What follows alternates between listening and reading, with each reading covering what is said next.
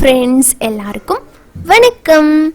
இன்னைக்கு நம்ம நிக்கிஸ் கிச்சனில் சூப்பரான உடைச்சூத்துன முட்டை குழம்பு, அதுவும் ஃப்ரெஷ்ஷாக மசாலா வறுத்து அரைச்சி நல்ல வாசனையோட நல்ல ருசியாக எப்படி செய்கிறது அப்படிங்கிறத பார்க்கலாம் வாங்க.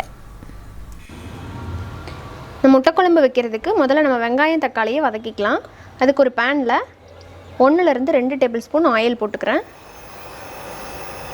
ஆயில் சூடானதும் இதில் ஒரு 20லேருந்து 30 போல் சின்ன வெங்காயம் உளிச்சு எடுத்துருக்கிறேன், அதை சேர்த்துக்கலாம்.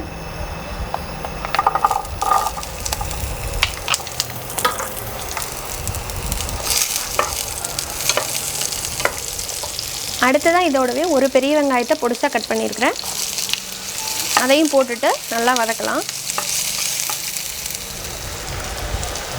அடுத்ததாக நம்ம இதில் ஒரு 7லேருந்து 8 பல்லு பெரிய பல்லாக பூண்டு, அதோட 1 இன்ச் அளவுக்கு இஞ்சி எடுத்துருக்கிறேன், அதை கொஞ்சம் பொடிசாக கட் பண்ணியிருக்கிறேன் வதங்கிறதுக்கு ஈஸியாக இருக்கணுங்கிறதுக்காக. இப்போ இதில் சேர்த்துட்டு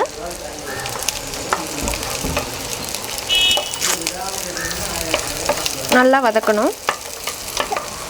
இப்போ வெங்காயம் பூண்டு இஞ்சி எல்லாம் லைட்டாக வதங்கினதும் இதில் 1/2 டீஸ்பூன் அளவுக்கு சோம்பு, 1/2 டீஸ்பூன் மிளகு, கொஞ்சமாக பட்டை 2 கிராம்பு எடுத்திருக்கேன், அதோட 1 டீஸ்பூன் கசகசா, இதையும் போட்டுட்டு நல்லா வதக்கணும். அடுத்ததாக இதில் பெரிய தக்காளியை ஒரு தக்காளியை நீல வாக்கில் கட் பண்ணியிருக்கேன், அதை போட்டுடலாம்.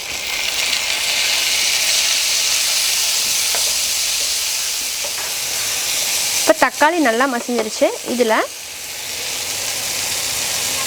1/2 டீஸ்பூன் மஞ்சத்தூள், 1/2 டீஸ்பூன் சீரகத்தூள், 1 டீஸ்பூன் காஷ்மீரி மிளகாய்த்தூள், 1 டேபிள் ஸ்பூன் மல்லித்தூள், அடுத்ததாக 1 டீஸ்பூன் அளவுக்கு வீட்டிலேயே அரைச்ச கறி மசாலா பொடி. இதோட லிங்க் வந்து டிஸ்கிரிப்ஷனில் கொடுத்துருக்கேன், பார்த்துக்கோங்க. அதை சேர்த்துட்டு ஒரு வாட்டி கலந்து விட்டுறலாம். அடுப்பை வந்து சிம் பண்ணிடுங்க, மசாலா பொடி கரைஞ்சிரும். அடுத்ததாக இதில் துருவன தேங்காய் வந்து ஒரு 1/4 கப்பை விட அதிகமாக 1/3 கப் இருக்கும். இப்போ அதை சேர்த்துட்டு ஒரு வாட்டி கலந்து விட்டுறலாம்.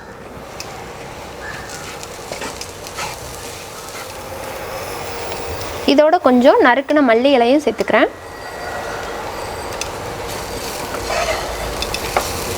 சேர்த்து ஒரு வாட்டி கலந்துட்டு நம்ம ஸ்டவ் ஆஃப் பண்ணிடலாம்.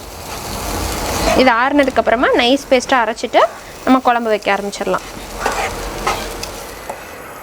அடுத்ததாக குழம்பு வைக்கிறதுக்கு ஒரு கடாயில் 2லேருந்து 3 டேபிள் ஸ்பூன் ஆயில் சூடானதும் இதில் ஒரு பெரிய வெங்காயம், சின்ன வெங்காயமும் ஒரு பெரிய வெங்காயத்தை பொடிசாக கட் பண்ணியிருக்கிறேன், அதோட கருவேப்பிலை 1 பச்சை மிளகா போட்டு நம்ம தாளிச்சிடலாம். நீங்கள் இதில் வேணுன்னா கடுகு கூட போட்டுக்கலாம்.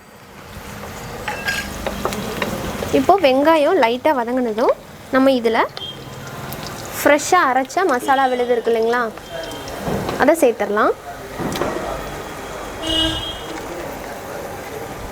சேர்த்துட்டு இப்போ அதோடவே நம்ம தண்ணி கலந்து சேர்த்துடலாம்.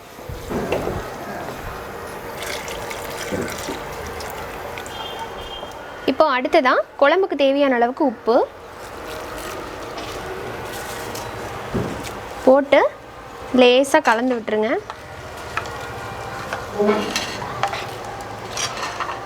கலந்து விட்டுட்டு இப்போ நம்ம மூடி போட்டுடலாம். குழம்பு வந்து அந்த பச்சை வாசம் போய் கொதிச்சு வரட்டும்.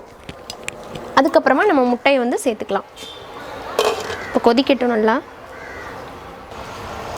இப்போ குழம்பு நல்லா கொதித்து எண்ணெய் பிரிஞ்சதும் இப்போ நம்ம முட்டையை உடச்சி ஊற்றிக்கலாம். நான் இன்றைக்கி 7 முட்டை சேர்க்க போகிறேன். 7 முட்டையும் உடச்சி தான் ஊற்ற போகிறேன். இப்போ ஒன்று ஒன்றா நம்ம உடச்சி ஊற்றிடலாம்.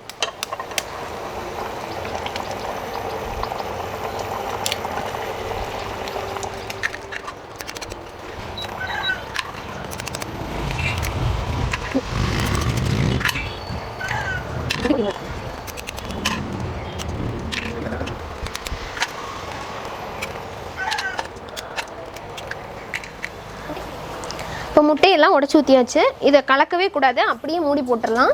நம்ம உடச்சி ஊற்றின முட்டை நல்லா வெந்து வரட்டும். அடுப்பை வந்து சிம்லேயே வச்சுருங்க.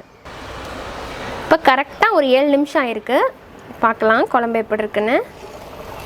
பாருங்க சூப்பராக ரெடி ஆகிடுச்சு பாருங்கள் முட்டை குழம்பு.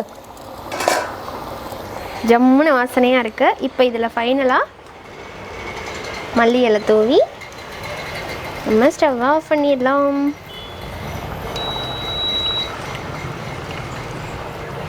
டேஸ்டான முட்டை குழம்பு ரெடி.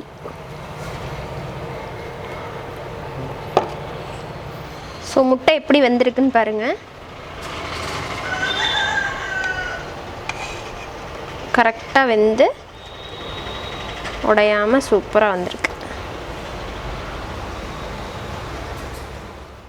முட்டை வேக வச்சு செய்கிற முட்டை குழம்பை விட இந்த மாதிரி உடச்சூற்றி செய்கிற முட்டை குழம்பு நல்ல சுவையாக இருக்குங்க. அதை செஞ்சுட்ருக்கும்போதே அவ்வளோ வாசனையாக இருந்தது. இது வந்து சாப்பாட்டுக்கு, இட்லி, தோசைக்கு எல்லாத்துக்கூடவும் சூப்பராக இருக்கும். நல்லா சுட சுட சாதம் போட்டு இந்த குழம்பு அப்படியே அந்த முட்டையோடு சேர்த்து சாப்பிட்டு பாருங்கள், ரொம்ப அருமையாக இருக்கும். நான் இன்றைக்கி நாட்டுக்கோழி முட்டை வச்சு இந்த முட்டை குழம்பு செஞ்சுருக்கிறேன். நீங்களும் இதே போல் ட்ரை பண்ணிவிட்டு உங்களோட ஃபீட்பேக் சொல்லுங்கள். பிடிச்சிருந்தால் லைக் பண்ணுங்கள். யூஸ்ஃபுல்லாக இருக்குன்னு நினச்சிங்கன்னா ஃப்ரெண்ட்ஸ் அண்ட் ஃபேமிலியோட நிறைய ஷேர் பண்ணுங்கள். மறக்காமல் நம்ம சேனல் நிக்கிஸ் கிச்சனுக்கு சப்ஸ்கிரைப் பண்ணிக்கோங்க. சப்ஸ்கிரைப் பண்ணதுக்கு அப்புறமா வர பெல் சிம்பிளையும் கிளிக் பண்ணிக்கோங்க. அப்போ தான் நான் இனிமேல் போடுற வீடியோஸோட அப்டேட் உங்களுக்கு உடனுக்குடனே ஒரு நோட்டிஃபிகேஷனாக கிடைக்கும். என்னோட எல்லா வீடியோவையும் நீங்கள் மிஸ் பண்ணாமல் பார்க்க முடியும். இன்னொரு இன்ட்ரெஸ்டான அன்ஹெல்தியான ரெசிபியோட உங்களை சீக்கிரமாக வந்து மீட் பண்ணுறேன். அது வரைக்கும் நன்றி, வணக்கம்.